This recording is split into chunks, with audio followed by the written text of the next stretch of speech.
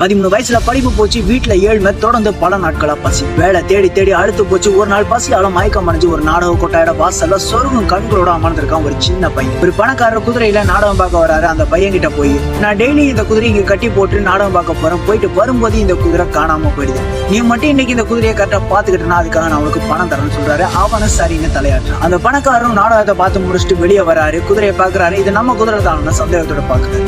ஏன்னா அந்த அளவுக்கு குதிரையை சுத்தமா குளிப்பாட்டி வச்சிருக்கான் அந்த சின்ன பையன். அதால சந்தோஷப்பட்ட அவர் நினைச்ச பணத்தை விட அதிகமாவே அந்த பையன் கிட்ட கொடுக்குறாரு.